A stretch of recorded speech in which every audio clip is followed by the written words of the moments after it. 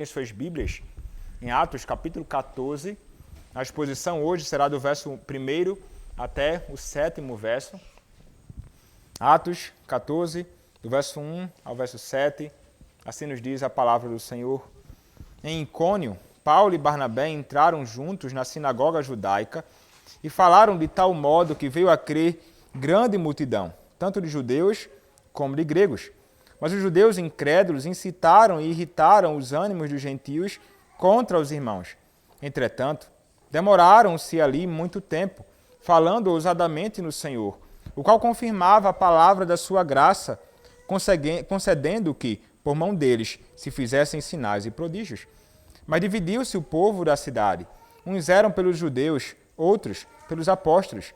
E como surgisse um tumulto dos gentios e judeus, associados com as suas autoridades, para os ultrajar e apedrejar, sabendo eles, fugiram para Listra e Derbe, cidades da Licaônia e circunvizinhança, onde anunciaram o Evangelho.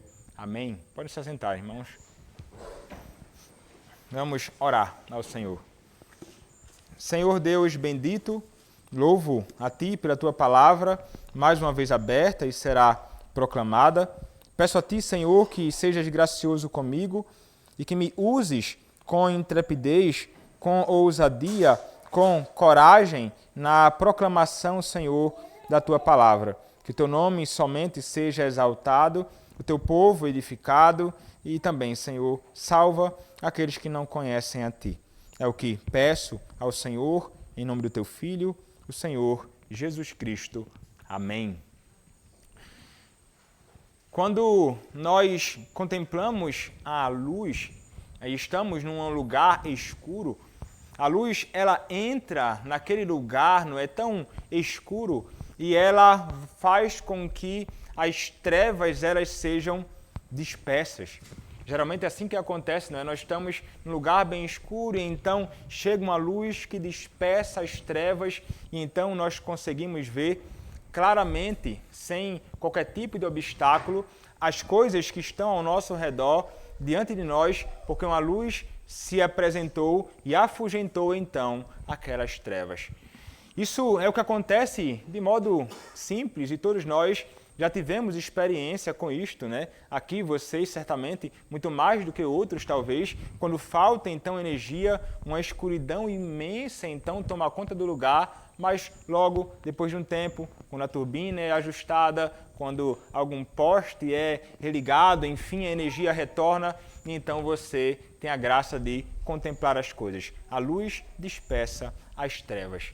Mas quando nós olhamos, irmãos, e agora pensando de modo mais particular na luz do Evangelho e na proclamação deste Evangelho diante dos homens que estão com os corações em trevas, nem sempre a luz ela vai afugentar as trevas.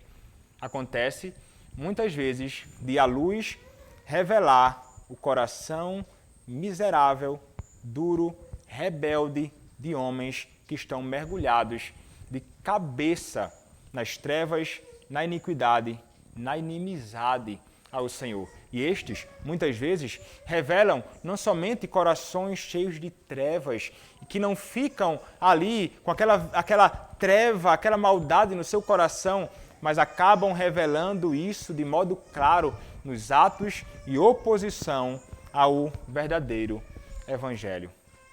A palavra, a proclamação da verdade, sempre terá algum tipo de resultado, sempre terá algum tipo de resposta, como inclusive nós vimos na exposição passada.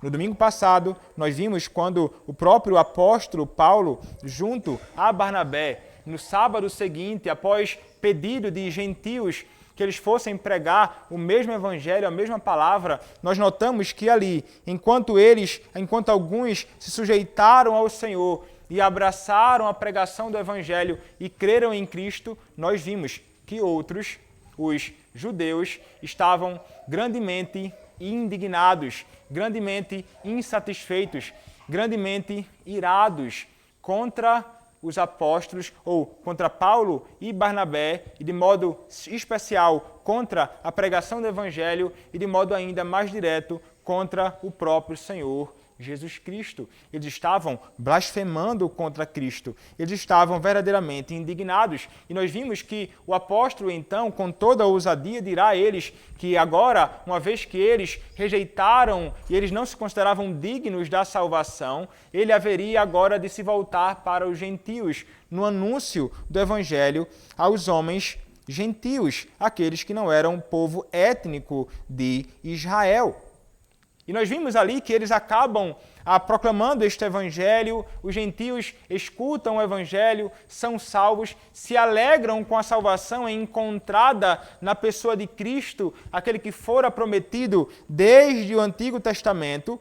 Contudo, aqueles homens ficam tão furiosos, se juntam a mulheres piedosas ou religiosas, junto a outros homens de poder naquele contexto e procuram então expulsar Paulo e Barnabé daquele território. Nós vimos então que ao final, Paulo e Barnabé batem os pés no sinal de juízo e de que haviam feito aquilo que deveriam fazer na proclamação da palavra ali naquele contexto e foram então para Icônio, para uma outra cidade que ficava ali a alguns quilômetros de distância de Antioquia da Pisídia, que é onde eles estavam ali proclamando o evangelho anteriormente. O texto de hoje começa justamente tratando sobre essa realidade.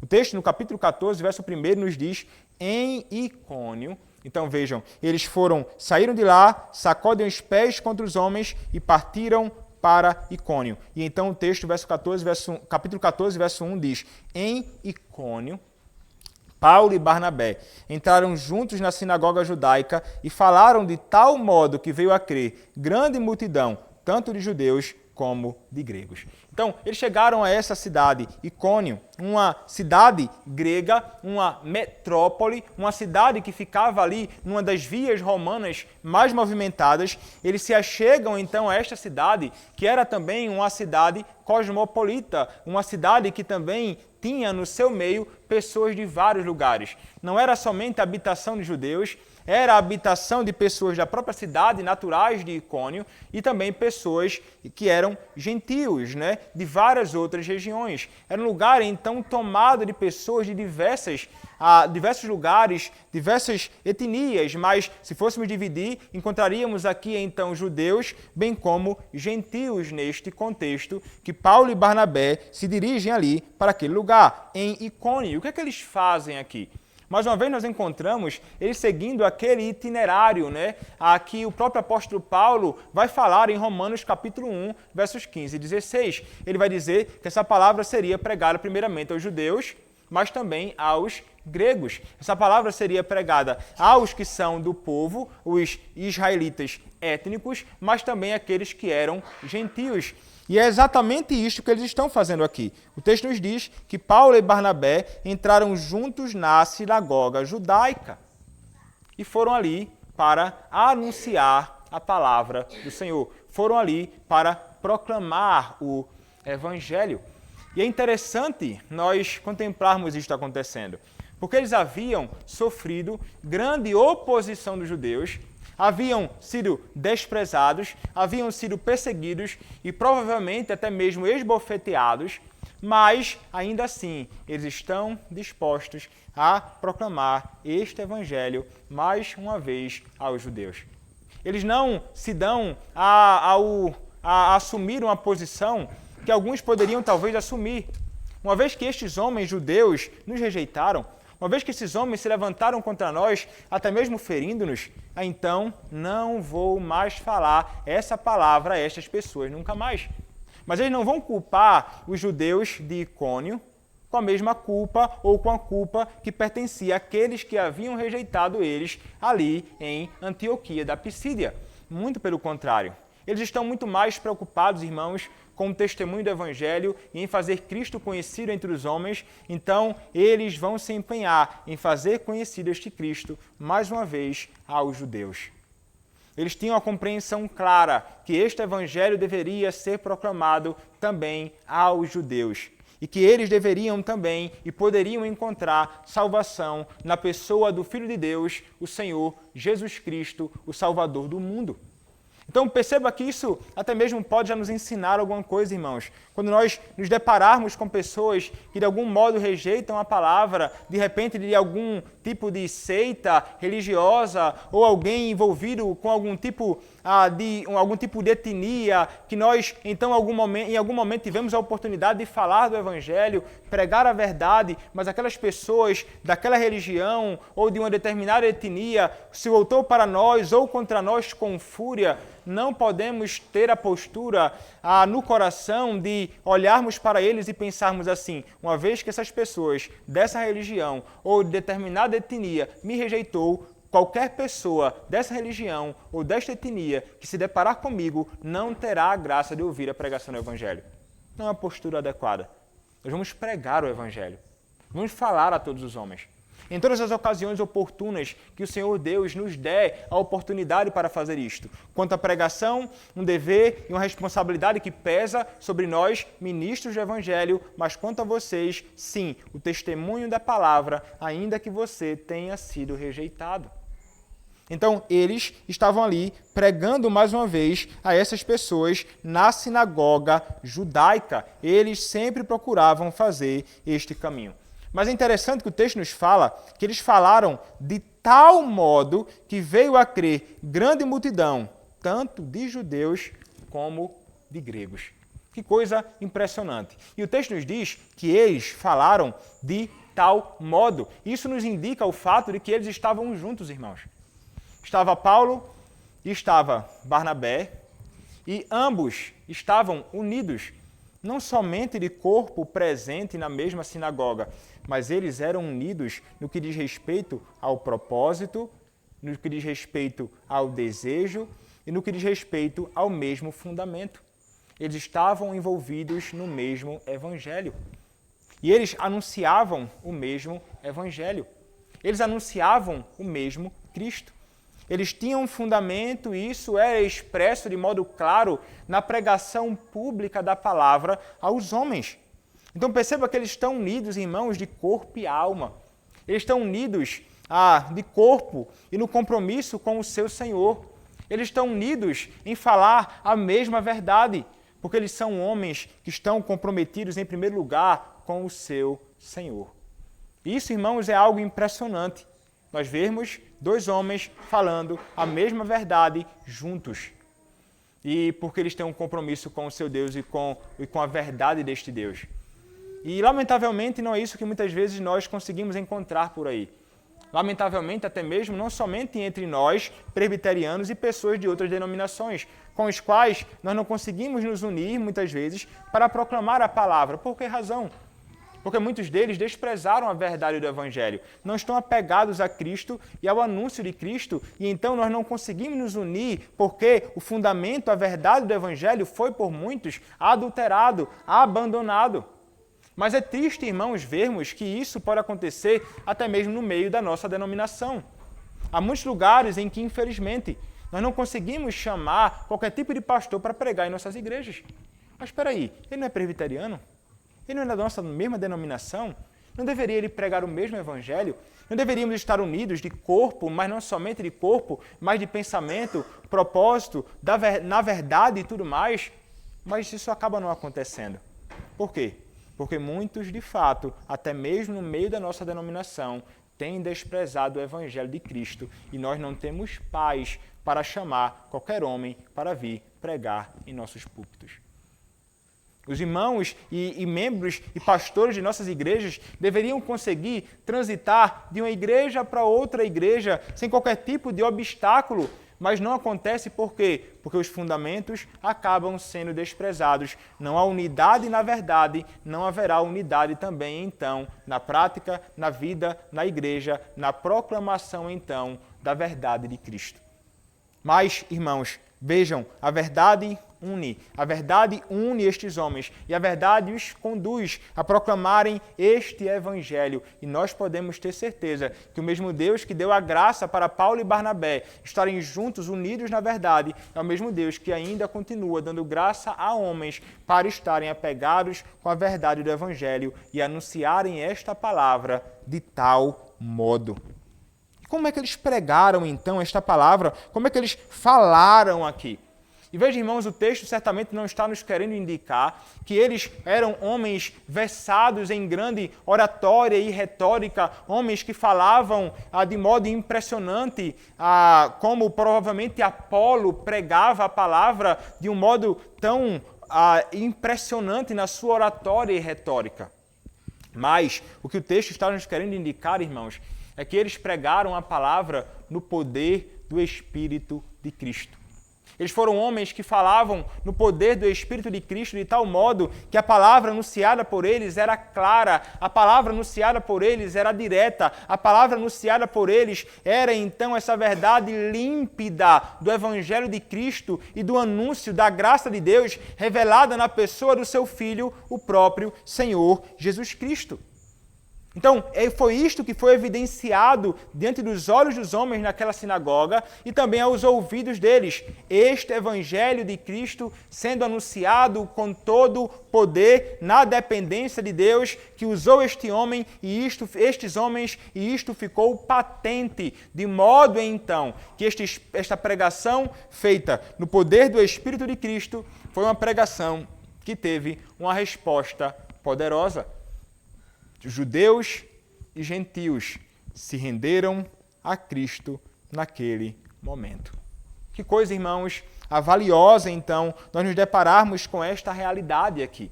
E veja, quando eu falo, eles não estavam ali conseguindo convencer as pessoas simplesmente por oratória e retórica ou coisa desta natureza. E quando eu falo isto, eu não estou querendo dizer que a oratória ou a retórica são coisas desprezíveis. Nós devemos entender que devemos nos esforçar para sermos, de algum modo, os melhores expositores do Evangelho de Cristo. Nós devemos nos esforçar para que, de modo algum, algo em nós ou no modo que falamos seja um empecilho para a propagação clara da verdade do Evangelho de Cristo. Então, isto não é algo estranho à nossa fé. Basta ler conteúdos como livros outros sobre pregação da palavra e você vai ver que estes homens, eles tratavam a pregação da palavra como algo que é grandemente elevado, que nós não podemos fazer ou apresentar este evangelho de qualquer jeito. Leia o livro Pregação Reformada, do Joel Bick. Leia A Arte de Profetizar, do William Perkins, sobre a própria arte da pregação do evangelho. Leia livros desses homens e vocês verão que estes homens, ou leia os seus sermões e você verá que estes homens, eles pregavam sim, de modo claro, procurando então persuadir as pessoas com argumentos consistentes, baseados na verdade. Mas o ponto é, irmãos, não é a oratória que salva, não é a retórica que salva, é o evangelho proclamado com poder. É o Evangelho do Senhor sendo anunciado claramente. É esta verdade que salva os homens. Pode estar um homem na sua maior retórica e oratória falando, e um homem simples falando a palavra de Deus de modo simples. O Senhor pode se utilizar da palavra deste homem simples, salvando a muitos, e pode não se utilizar daquele que procura se utilizar somente da sua própria oratória e retórica para convencer os homens. É o Evangelho, então, do Senhor anunciado com poder, no poder do Espírito Santo, como nos ensina 1 Coríntios, capítulo 2, verso 4, com poder, anunciando esta verdade, que pessoas podem ser alcançadas pelo nosso Senhor. E é isto que nós devemos pedir. E é isto que nós devemos clamar ao Senhor. É isto que eu devo pedir a Deus. Senhor, capacita-me de modo que eu proclame a palavra de Deus, o Teu Evangelho, no poder do Teu Espírito, com toda clareza, com toda verdade fundamentada no Teu Evangelho. Senhor, usa-me no poder do Teu Santo Espírito, com a unção do Senhor. E devemos clamar assim, e você deve orar assim em seu lar. Por todos aqueles que são chamados por Deus para proclamar este Evangelho. Clame em seu lar para que o Senhor nos encha com o seu Santo Espírito e nos ajude a proclamarmos este Evangelho com poder.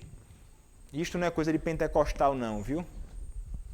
Porque muita gente pensa que só quem fala isto e pede que seja usado para pregar no poder do Espírito é coisa de pentecostal. Nunca foi. Nós dependemos do Espírito de Cristo para proclamarmos a verdade. Nós dependemos dele para que possamos falar na unção dele. Então nós precisamos, sim, irmãos, suplicar para que essa palavra do nosso Deus seja pregada com todo fervor e que os homens possam ver, não somente nos nossos lábios, nos nossos olhos, aqui eles possam contemplar que nós intentamos, de fato, anunciar este evangelho a todos os homens com toda a intrepidez. E é este evangelho, então, anunciado, que salva pessoas ali naquela sinagoga. Uma grande multidão, irmãos. Centenas de pessoas se renderam a Cristo, não somente judeus, mas gentios. Imagina se Paulo e Barnabé ficassem chateadinhos e dissessem assim: não prego para nenhum judeu. Isso certamente não haveria de acontecer. Mas aqui eles pregam e muitos creem. E veja, eles pregam esse evangelho indiscriminadamente. Ali haviam judeus juntos e gentios também ouvindo. Não sabemos se eram gentios prosélitos, gentios tementes a Deus, ou se eram gentios sem nenhum tipo de envolvimento com a religião judaica. Mas fato é, irmãos, que o Senhor salva tanto um como o outro. O Senhor salva tanto um como o outro por meio da pregação da palavra. Percebam que eles não se utilizam de meios desprezíveis, de meios outros, de parafernálias outras, de algum tipo de apresentação ou algum tipo de método pragmático para então alcançar a salvação dos homens. Eles simplesmente abrem os lábios e proclamam Cristo, que é o próprio Evangelho. Mas eles chamam todos os homens ao arrependimento e à fé em Cristo, e o Senhor salva tanto judeus como gentios. Isso é algo que nós devemos, irmãos, entender, e essa disposição em chamar todos os homens à fé em Cristo livremente é algo que nós devemos ter de fato no nosso coração. Nós não podemos ser tomados pela concepção equivocada de que o Senhor, Ele só salvará determinado grupo de pessoas, determinado tipo de pessoa, determinada pessoa que se comporta desse ou daquele jeito, ou aquela pessoa que não é envolvida com determinada religião, ou aquela pessoa que é mais bacana, que tem algum tipo de aproximação com a nossa verdade. Não, irmãos. Nós devemos estar com um sincero desejo no coração de proclamar a palavra do Senhor irrestritamente. Nós só não anunciaremos esta palavra irrestritamente a todos os homens se houver em nosso coração uma restrição que é pecaminosa.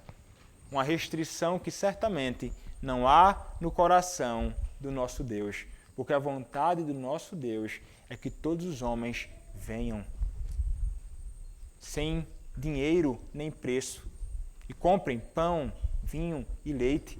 Que todos os homens venham aos seus pés e bebam da água da vida, sem dispensar nenhum tipo de recurso para isto. A vontade do nosso Deus é que todos os homens escutem o seu evangelho e corram para ele e encontrem nele vida, encontrem água para que não tenham mais sede, com alimento para que não tenham mais fome, a todos os homens sendo chamados. E é exatamente isto o próprio Paulo, o próprio Barnabé compreendem. E eles falam então esta palavra e aquelas pessoas se rendem a Cristo. Que maravilha! Uma grande multidão. Você crê que o Senhor pode fazer isto? Você crê que o Senhor pode chamar pessoas neste mundo para a salvação? Você crê que o Senhor pode chamar uma multidão de pessoas por intermédio de uma pregação simples do Evangelho, mas feita no poder do Espírito Santo de Cristo? Ah, irmão, se o Senhor Deus agir, Ele salvará muitos. A palavra do nosso Deus, operando o Espírito dele, tem todo o poder. E isso deve nos encorajar, irmãos, a testemunharmos acerca deste Evangelho. É isso que nos encoraja a nós, ministros da palavra, a nos levantarmos todo domingo, domingo após domingo, para proclamarmos este Evangelho. É porque nós estamos conscientes de que o Senhor, Ele salva por intermédio da pregação da palavra. É por essa razão que aqueles que estão comprometidos com o Evangelho aproveitarão todas as ocasiões oportunas para, de algum modo, proclamar este Evangelho de Cristo. Todo momento que surgir, independentemente de qualquer oposição que possa surgir, nós iremos aproveitar a oportunidade para falar sobre Cristo. Exatamente isto é feito por estes homens. Perseguidos foram, mas seguem fazendo a vontade do Senhor. Mas, enquanto muitos se rendem ao Evangelho de Cristo, enquanto muitos se comprometem com o Senhor, sendo salvos por Ele, através da pregação do seu Evangelho, o texto nos diz, no verso 2, mas os judeus incrédulos incitaram e irritaram os ânimos dos gentios contra os irmãos. Então perceba aqui o que nós encontramos. Nós encontramos oposição. Mais uma vez, não é novidade encontrarmos oposição aqui. Mas o texto nos diz que, mais uma vez, agora os judeus, não os irmãos crentes, mas os judeus incrédulos. E é interessante porque essa palavra traduzida aqui por judeus incrédulos pode ser traduzida pelos desobedientes. Eles são desobedientes à proclamação do Evangelho e isso, de fato, é um reflexo da incredulidade no coração deles. A verdadeira fé conduz à obediência. A incredulidade tem como fruto a desobediência ou rebeldia. É exatamente isso que nós encontramos aqui. Nós temos judeus incrédulos, desobedientes, rebeldes, que vão incitar e irritar os ânimos dos gentios contra os irmãos. Então eles não creem na palavra, eles não creem no Evangelho, eles são rebeldes, eles são desobedientes, eles estão desprezando o Evangelho da graça que é anunciado. E isso já é errado, isso já é pecaminoso, isso já é, por si só, ruim. Mas eles conseguem agravar ainda mais a situação.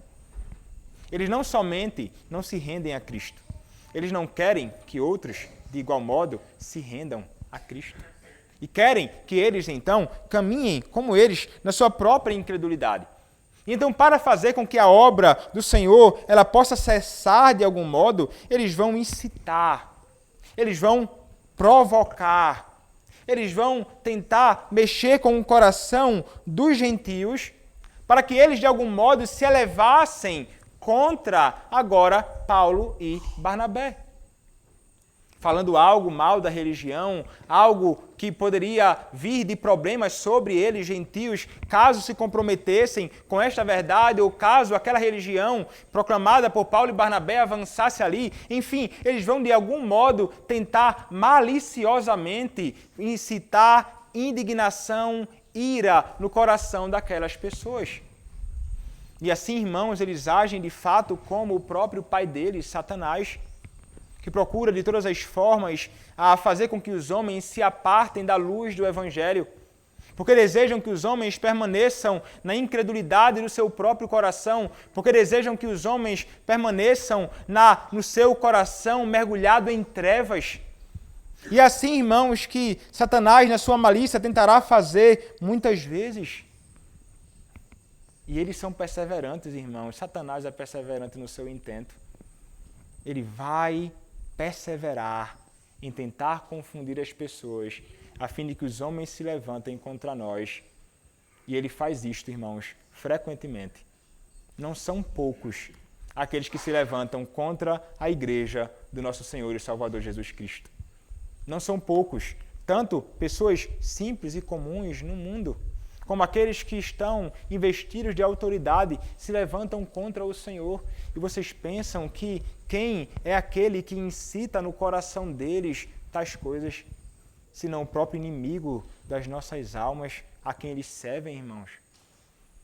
Ele é um verdadeiro inimigo da igreja de Cristo, mas não pensemos também que se trata simplesmente da incitação maligna de Satanás.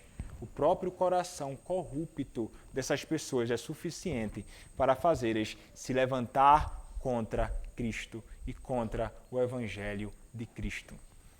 Então muitos vão tentar, de algum modo, ser um obstáculo na nossa própria caminhada. Então não nos surpreendamos quando alguém se levantar contra você, se opondo a você.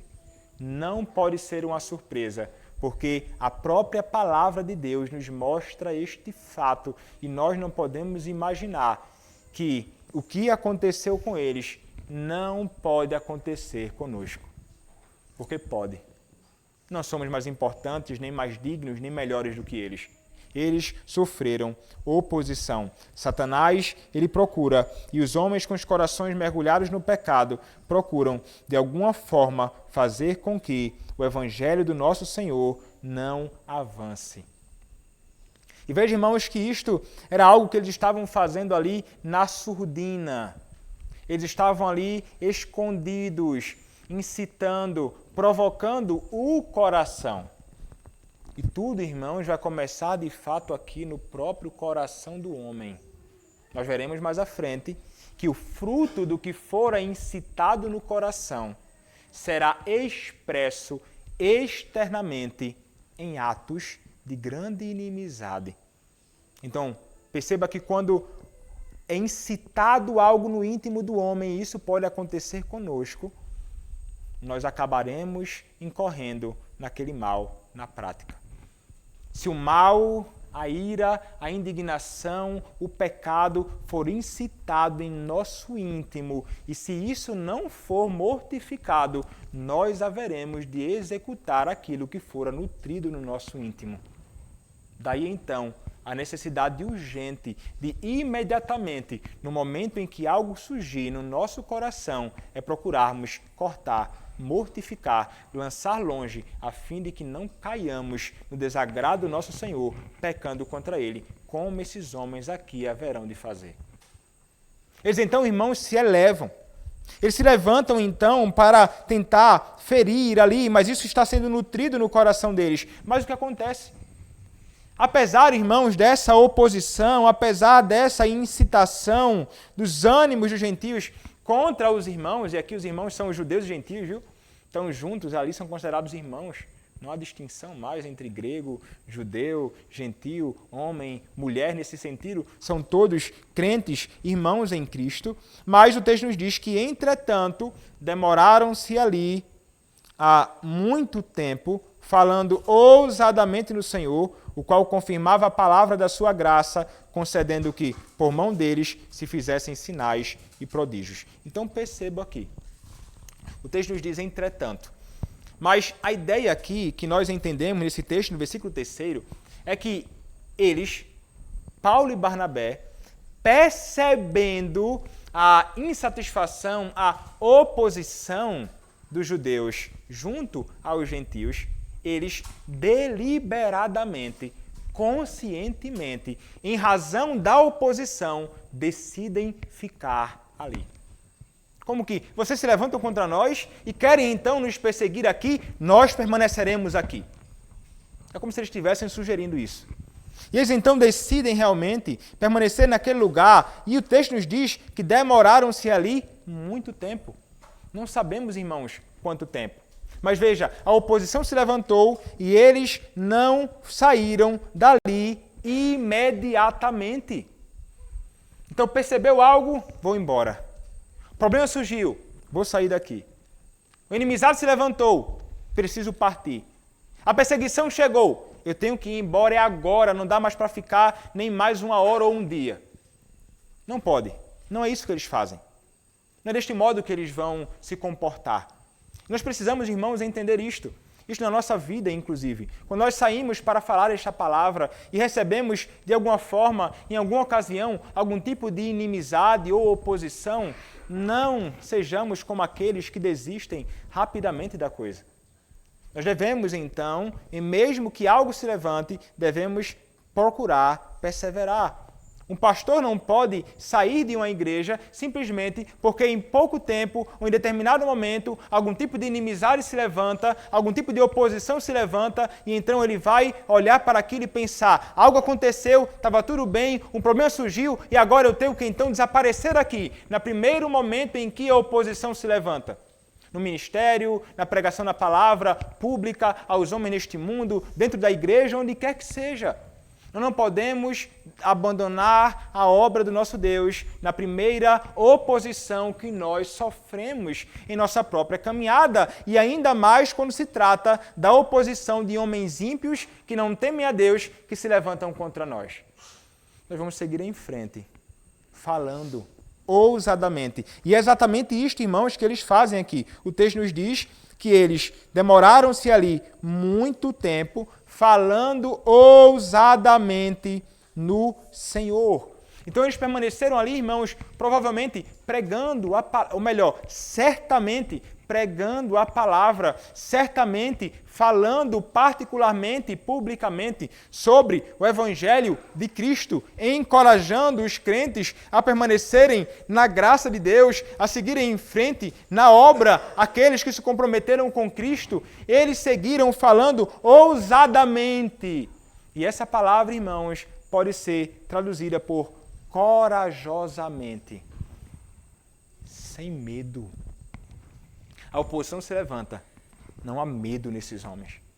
Eles temem a Deus, não a homens. Eles falam, então, com toda a intrepidez, apesar dos homens se levantarem. Ainda que aquilo venha a provocar ainda mais os ânimos dos homens, eles continuam pregando a palavra corajosamente, porque eles temem a Deus e não a homens. E este sentimento, irmãos, provocado no coração de Paulo e Barnabé, deve então ser encontrado em todos nós. E nós que somos chamados para o ministério da palavra, não podemos temer a homem algum, mas corajosamente, ousadamente, devemos proclamar o Evangelho de Cristo, ainda que isto incomode, ainda que isto provoque algum tipo de oposição, ainda que isso provoque algum tipo de rejeição, nós devemos falar. E não podemos temer que os homens se ofendam com a verdade do Evangelho, mas que não omitamos o Evangelho por causa dos homens. Coragem, então, nós devemos ter. Coragem que só pode vir do nosso Deus. E a Ele que nós devemos pedir: Senhor, dá-nos coragem. Senhor, dá-nos ousadia. Senhor, dá-nos intrepidez. Senhor, faz-nos seguir em frente, proclamando a Tua palavra, sem acrescentar nem retirar dela absolutamente nada. Orem, irmãos, pelos homens chamados para o ministério da palavra, para que o Senhor nos conceda ousadia, para que o Senhor nos conceda coragem para falarmos até mesmo diante dos homens mais poderosos neste mundo, ainda que isso custe a nossa reputação ou qualquer coisa que possa estar em jogo. Que nós não temamos isto. Esses homens falam ousadamente no Senhor Jesus, no Senhor Deus, no Senhor Jesus Cristo. E eles, então, ali, de algum modo, seguiram fazendo com que muitos daqueles que ali moravam pudessem cada vez mais ser confirmados no Senhor. Porque eles não paravam de fazer incansavelmente a obra do seu Deus. Como precisamos, irmãos, de homens que ajam assim. Como a Igreja de Cristo precisa de crentes que sejam ousados realmente, não imprudentes, como veremos que eles não são mais à frente, mas ousados.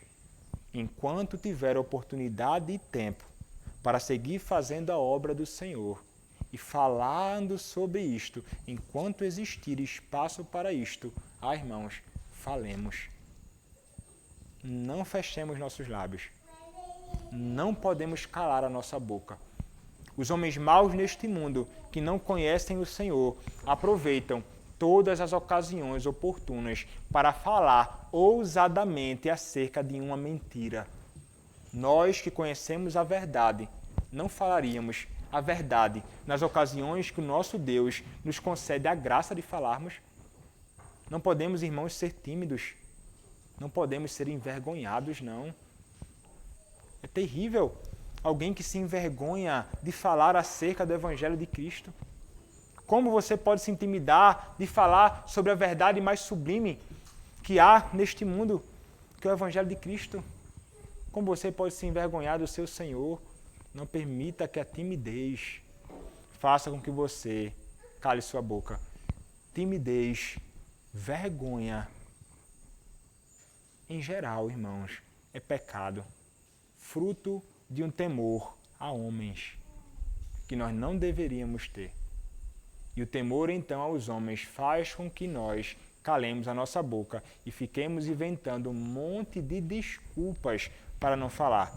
É porque eu não consigo, é porque ninguém vai entender, é porque eu não sei falar bem, é porque é complexo, é difícil, enfim, começa a inventar uma série de coisas para não falarmos ousadamente. Ore e peça a Deus ousadia para que você testemunhe acerca deste Evangelho. O texto nos diz que eles falavam ousadamente no Senhor, o qual confirmava a palavra da sua graça. Então o Senhor, ele confirmava a palavra da sua graça. E o que seria então a palavra da sua graça posta aqui? Que isso é repetido, inclusive, lá no capítulo 20, verso 32, falando acerca da mesma palavra da graça. Sobre o que ele está falando? A palavra da graça aqui é um outro termo usado por ele para falar sobre o Evangelho. O Senhor confirmava a palavra da graça. O Senhor confirmava o Evangelho naquele lugar, concedendo que, por mão deles, ou seja, por mão de Paulo e Barnabé, se fizessem sinais e prodígios. Sinais e prodígios haveriam de acompanhar os apóstolos, os servos do Senhor, na ministração da palavra. E isto era algo extraordinário daqueles dias. Nós já falamos sobre isto aqui. Nós já falamos que os sinais e prodígios, milagres que aconteciam, serviam para confirmar, serviam para autenticar o Evangelho que eles proclamavam. Então, era algo que servia naqueles dias para este fim. Hoje já não há mais o empenho que nós devemos ter na proclamação da palavra, mas o Senhor confirmava que estava com eles, o Senhor confirmava a sua graça, o Senhor consolidava as pessoas no Evangelho e o Senhor, então, fazia com que aquele Evangelho fosse confirmado através dos sinais e prodígios que eram feitos por estes homens. Mas estes sinais e prodígios eram, vamos dizer assim, acessórios ou algo que era acrescentado naquele contexto, mas que não suplantava ou não era considerado como mais importante que a principal coisa que eles deveriam fazer. Que era o que, irmãos? Proclamar esta palavra. Eles não invertem as coisas. Eles não proclamam o Evangelho para confirmar os prodígios. Os prodígios eram feitos para confirmar a palavra, que era o meio através... É o meio através do qual Deus salva os homens. Mas muitos daqueles que se dizem crentes evangélicos, que se associam de alguma forma a nós, são aqueles que muitas vezes acabam invertendo essa realidade. E você vai em muitos contextos por aí. Ou você vê, ou escuta, sabe, de muitas igrejas que estão preocupadas com supostos sinais e prodígios. Mas onde está a pregação da palavra? Onde está o anúncio de Cristo? Que estão preocupados em fazer coisas que vão agradar as pessoas, que estão preocupados em fazer coisas que vão alegrar ou encorajar as pessoas, que estão preocupadas com uma série de coisas, mas a palavra você não encontra ser anunciada.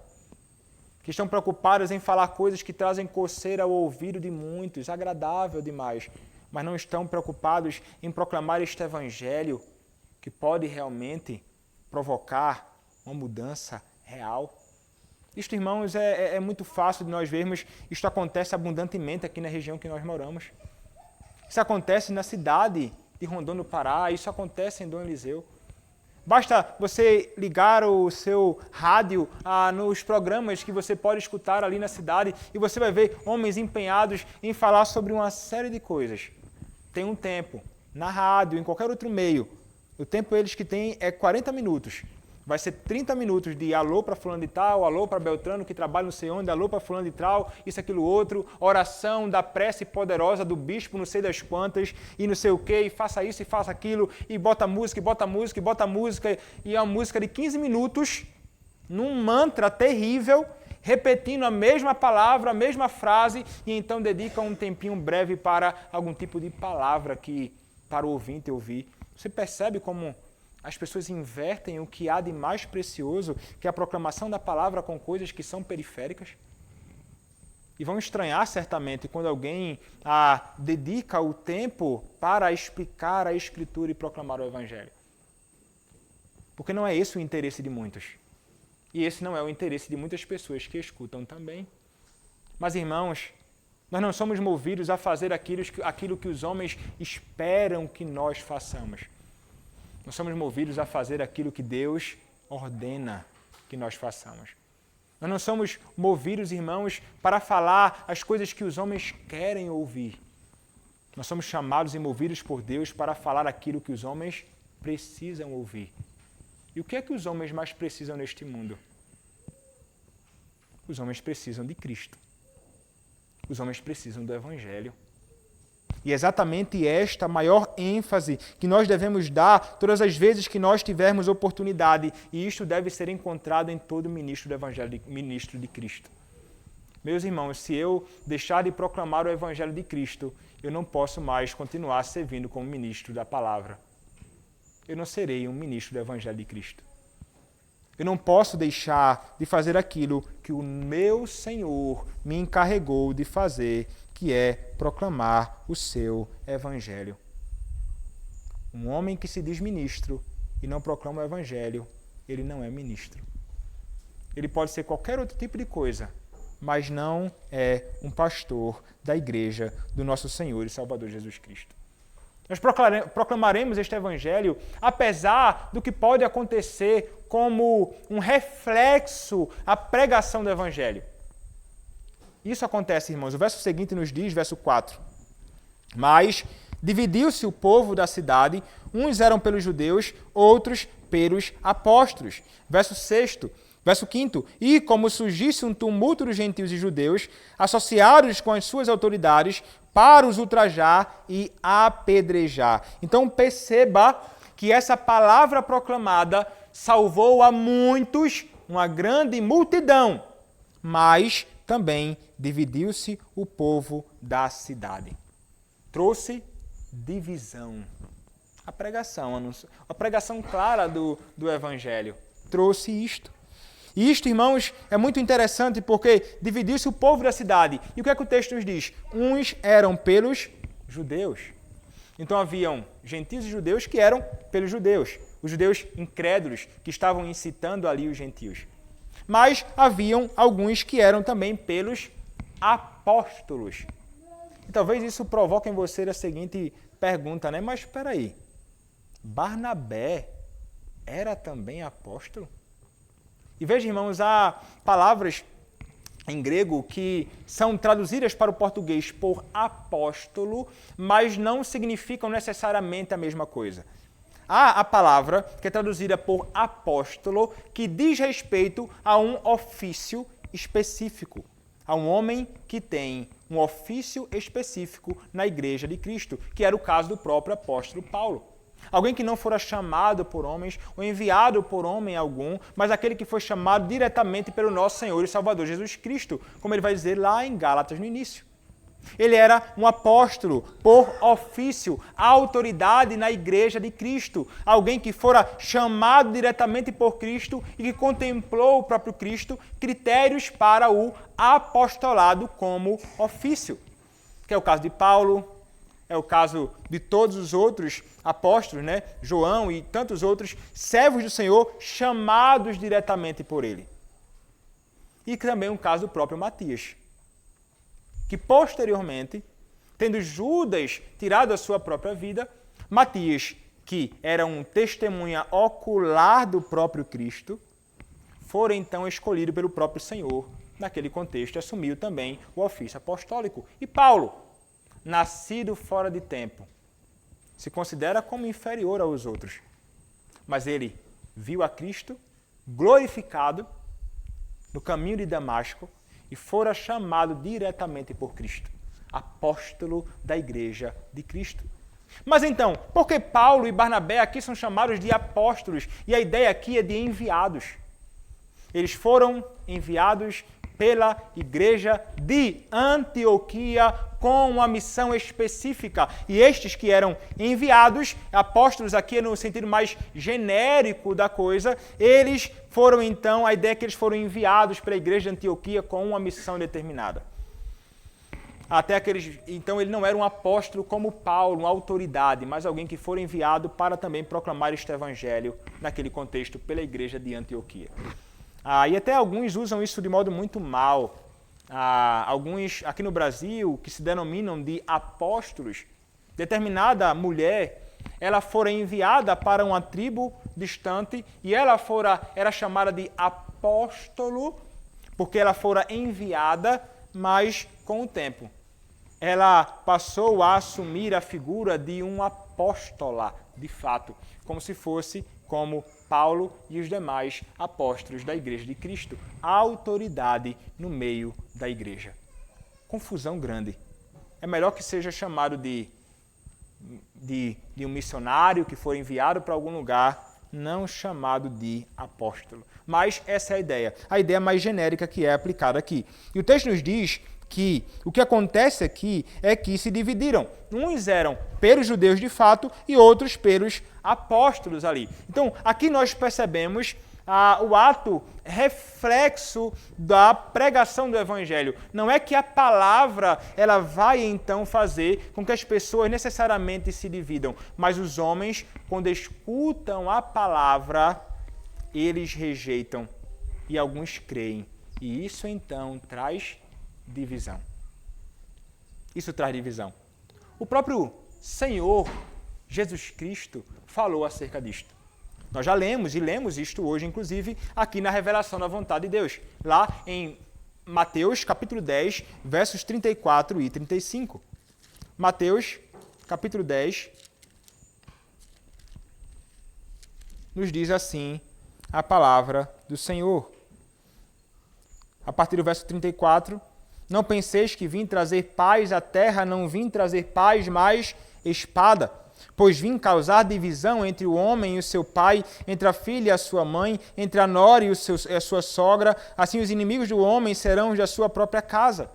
Então perceba, ele diz, não penseis que vim trazer paz à terra, não vim trazer paz, mas a espada. Cristo está aqui descrevendo as consequências do Evangelho, da proclamação do Evangelho, do comprometimento com o Evangelho, do comprometimento com o reino, do seguir ao pós dos seus próprios passos, que consequentemente vai provocar uma inimizade na casa das pessoas. Você se torna crente e sua família não é. Você então vai procurar viver segundo o Evangelho, eles não têm interesse nisto e então você acabará se dividindo. Porque eles vão rejeitar, eles vão perseguir, eles vão falar, eles vão se opor e você não vai se sujeitar, você vai seguir a Cristo porque você ama mais a Cristo do que a sua parentela e então isso trará divisão. E o próprio apóstolo Paulo, como nós vimos em 1 Coríntios, vai falar acerca do fato de que o Evangelho do Senhor é cheiro de morte para a morte e cheiro de vida para a vida. Há aqueles que haverão de se sujeitar ao Evangelho e aqueles que haverão de rejeitar. E isso então trará divisão. O Evangelho então ali naquela cidade de Icônio dividiu a cidade. Mas como disse alguém, é preferível que venha divisão, mas salvação para parte da cidade, do que não haver divisão e todos então serem lançados no inferno por não ouvirem a proclamação do Evangelho.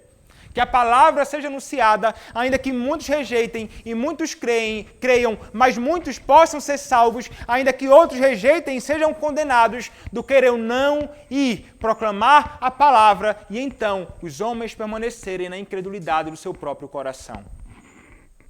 Mas, irmãos, saibamos, sempre será assim. Quando a palavra for anunciada, vai existir este tipo de resposta à pregação da palavra também. E isso pode acontecer fora da igreja, isto pode acontecer dentro da igreja, quando muitos que não estão dispostos a se submeter ao Evangelho de Cristo se levantarão com indignação e insatisfação com a verdade do Evangelho, e então isso haverá e pode provocar então divisão. Mas porque o Evangelho divide? Não. Porque os homens, na sua rebeldia e incredulidade, não se submetem ao Evangelho da graça de Deus. Não se sujeitam ao Senhor. Então, notem, irmãos, que isto é o que acontece muitas vezes, e esta palavra, ela pode realmente trazer sobre nós algum tipo de perseguição. Algum tipo de perseguição que é séria. Porque o texto nos diz que, verso 5, e como surgisse um tumulto dos gentios e judeus, associados com as suas autoridades, para ultrajar e apedrejar Paulo e Barnabé. Lembram-se da incitação feita no versículo 2 dos judeus aos gentios? Provocou então indignação e ira no coração deles e agora é expresso em Atos. Judeus e gentios se unem para, com as autoridades, ultrajar então, ofender Paulo, Barnabé e o Evangelho, mas também para apedrejar. Eles estavam prontos para lançar pedra e matar, ferir Paulo e Barnabé. E percebam, irmãos, que inimigos se unem. Gentios e judeus se ajuntam para ferir um inimigo em comum.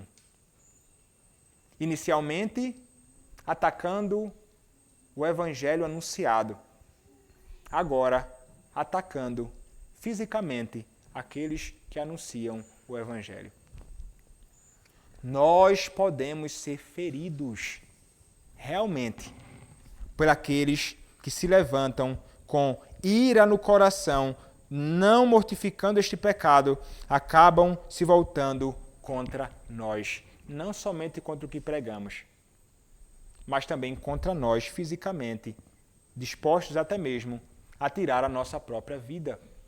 Não duvide disto, isto pode acontecer. E não duvide que eles podem se unir. Inimigos declarados podem se unir para se voltar contra a Igreja de Cristo, contra o povo do Senhor, contra os seus ministros. Você pode estar certo disto, não duvide. Isto pode acontecer, não se surpreenda. E não pensa que isso não pode acontecer com você. Isso aconteceu com Paulo e Barnabé. Isso aconteceu com Cristo. Autoridades se uniram para ferir a Cristo.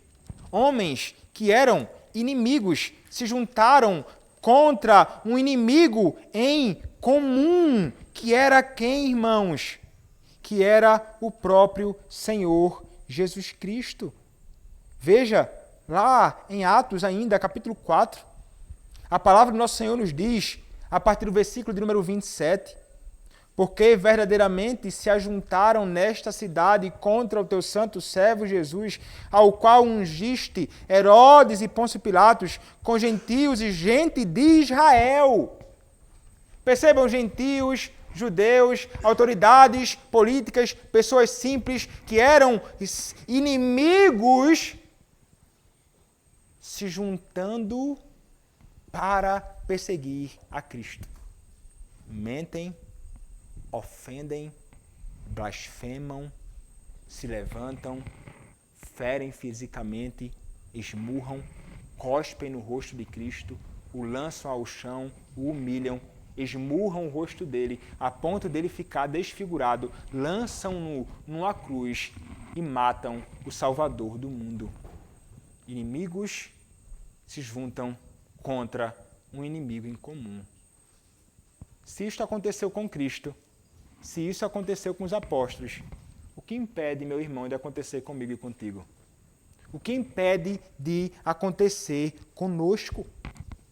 Mas, irmãos, então estejamos preparados para isto, porque algo desta natureza pode acontecer. E nós só responderemos de algumas formas, e há algum modo de responder a este tipo de elevação dos homens na sua própria indignação e fúria. Homens que não contêm no coração a indignação e expressam em atos e em palavras. Como os apóstolos reagem? O verso 6 nos diz: Sabendo eles quem? Paulo e Barnabé, sabendo disso, fugiram para Listra e Derbe, cidades da Licaônia e circunvizinhança. Paulo e Barnabé fogem.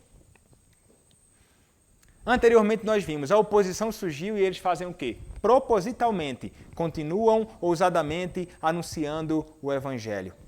Agora, a vida deles está de fato em risco. Eles podem ser mortos. O que eles fazem? Eles fogem. E veja, irmãos, aqui foi um ato de prudência deles. Eles não temiam a própria vida. Eles consideravam viver para Cristo como mais valioso do que a sua própria vida. Eles entendiam que morrer por Cristo era mais valioso do que a sua própria vida. Eles estavam dispostos a entregar o seu corpo pelo Evangelho, como Paulo diz, porque ele está pronto para morrer pela causa de Cristo. Mas seriam muito mais úteis pela causa de Cristo, e entenderam isso. Se saíssem dali, não precisavam expor a sua vida desnecessariamente naquele contexto. A palavra já havia sido proclamada, o Evangelho já havia sido difundido, pessoas haviam sido resgatadas, eles já haviam feito a obra e podem ser muito úteis ainda na proclamação do Evangelho. Então, irmãos, não é pecado fugir da perseguição, mas é errado deixar de proclamar o Evangelho por causa da perseguição. Totalmente diferente. Eu vou repetir. Não é pecado, mas prudente é fugir quando a vida está em risco. Contudo, é errado se nós deixarmos de pregar o Evangelho por causa da perseguição. A perseguição se elevou contra eles, irmãos, a ponto de a vida deles estar em risco, mas eles abandonam aquela região, mas não abandonam a proclamação do Evangelho. Eles, em meio à perseguição, não abandonam a causa de Cristo e aquilo que eles foram chamados para fazer, mas seguem proclamando esta palavra. Foi assim de Antioquia da Pisídia para Icônio, e foi agora de Icônio para Listra e Derbe. Porque o versículo 7 nos diz isto, irmãos. O que é que eles faziam? O texto nos diz de Licaônia e circunvizinhança, onde anunciaram o Evangelho. Eles não cansam de fazer aquilo que eles foram chamados para fazer. Eles não conseguem conter o Evangelho no íntimo dos seus corações. Eles têm de abrir a boca para falar aquilo que o seu coração está cheio, independentemente de qualquer tipo de oposição que se levantasse. Então perceba, irmãos, por onde quer que caminhemos, a inimizade se levantará, a oposição virá, a perseguição baterá à nossa porta, mas não podemos nos calar. Devemos, com toda intrepidez, ainda que daqui saiamos e partamos para outro lugar, que lá, onde quer que passemos, possamos anunciar o Evangelho de Deus para a salvação dos homens perdidos. Estes homens estão com todo o coração envolvidos com o reino de Deus. E somente aqueles que estão de coração envolvidos com o reino de Deus, que ainda que esteja sofrendo, vai seguir fazendo aquilo que o Senhor Deus o chamou para fazer.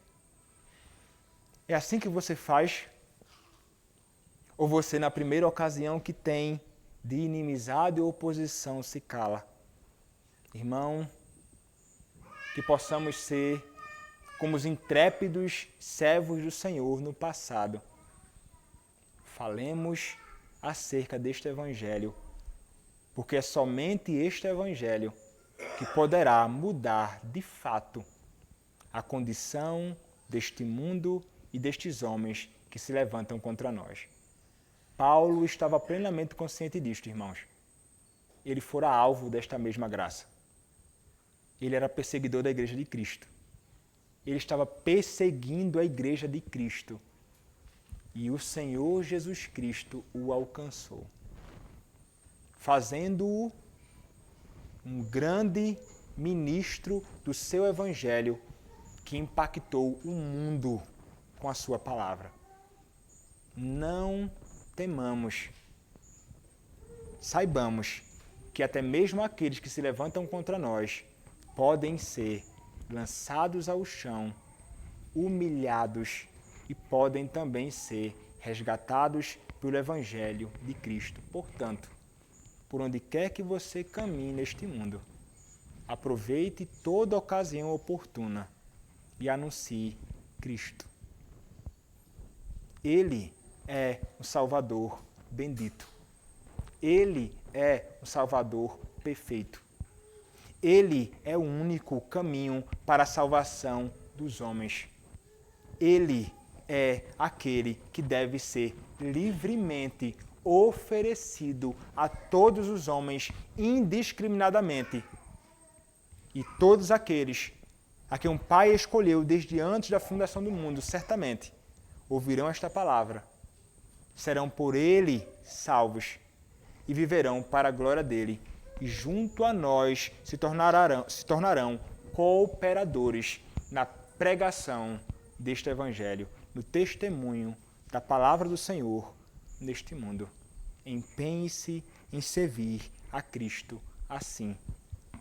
Foste redimido e você deve então fazer com que muitos outros, pela graça do Senhor, possam experimentar a mesma coisa que você experimentou.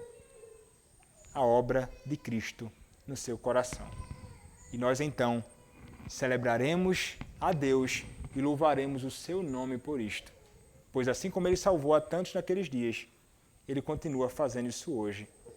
Mas Ele se utiliza dos seus servos para isto. Que nós possamos ser fiéis ao nosso Senhor, fazendo a sua obra neste mundo, até o dia em que Ele virá para buscar a sua igreja. E então viveremos para todo sempre com aquele que é o nosso comum Salvador. Amém. Vamos orar ao nosso Senhor. Senhor Deus, nós te louvamos pela tua palavra e pela graça, ó Deus, de podermos ouvir uma breve exposição da tua verdade. Ó Senhor, dá-nos a graça de sermos fiéis a ti, de seguirmos fazendo a tua obra, independentemente da oposição, inimizade dos homens. Ajuda-nos, Pai, a dependermos somente de Ti e a confiarmos em Ti e a temermos somente a Ti. Ajuda-nos, Senhor, precisamos do Senhor. E salva, Pai, aqueles que não conhecem a Ti. Revela a Cristo, o Salvador do mundo, a eles que possam, ó Pai, se render a Cristo, possam viver para Ele, fazendo-o também conhecido neste mundo. É o que, Senhor, nós te pedimos, em nome do Teu Filho, Senhor Jesus Cristo. Amém.